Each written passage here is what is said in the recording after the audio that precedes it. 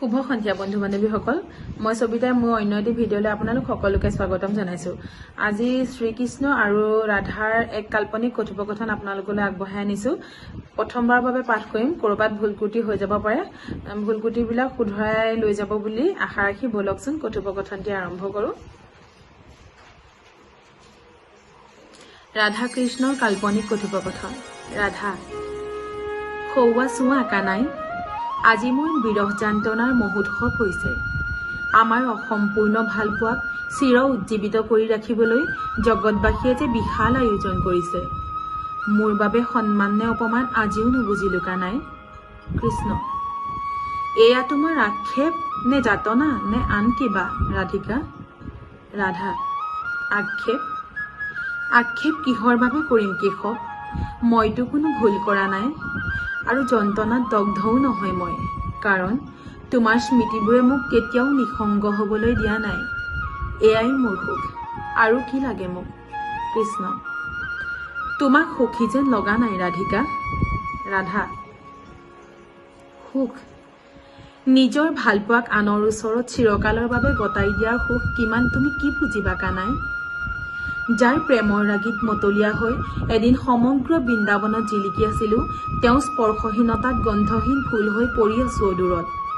আধৰুৱা প্ৰেমত সুখ বিচাৰি জি থকাৰ স্বাভিমান কিমান তুমি জানো বুজিবা? সলনি কৰি পেলালো মই মোৰ সুখৰ সংজ্ঞা, যি তোমাৰ ভাৱনাত অতীত কানাই। কৃষ্ণ: তোমাৰ অন্তৰৰ ভাষা মই নুবুজা নহয় ৰাধা, তুমি বাৰু ৰুক্মিণীক ঈৰ্ষা কৰা নেকি?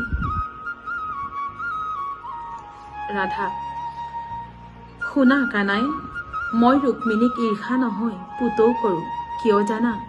নোপোৱাৰ বেদনাতকৈ ৰুক্মিণীয়ে পোৱাৰ বেদনা জানো সহিব লগা হোৱা নাই? বিৰহিনী মই নহয় কানাই, বিৰহিনী তোমাৰ ৰুক্মিণীহে। যোৱা, আলাপ সামৰি তেওঁক সংগ দিয়াগৈ। তোমাৰ ৰাধিকাই তোমাৰে অবৰ্তমানত সুখী হবলৈ শিকি লৈছে।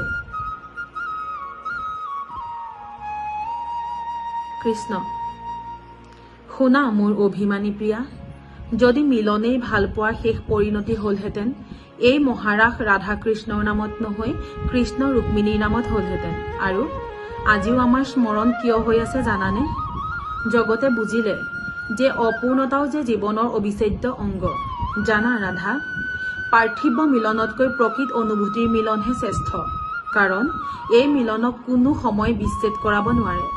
যুগ যুগান্তৰলৈ আমাৰ মিলন সকলোৰে বাবে পূজনীয় হৈ থাকিব। যাওঁগৈ ৰাধা, আমাৰ ভালপোৱা নদীৰ দৰে চিৰ প্ৰবাহিত হৈ থাকিবলৈ দিয়া। ৰাধা: যাবা কানাই? যোৱাৰ আগতে তুমিও শুনি যোৱা। তুমি মোৰ চিৰপূজ্য আৰাধ্য দেৱতা।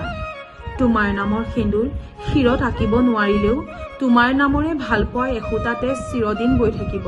আৰু শুনা, মোৰ ভালপোৱাক নদীৰ সৈতে তুলনা নকৰিবা।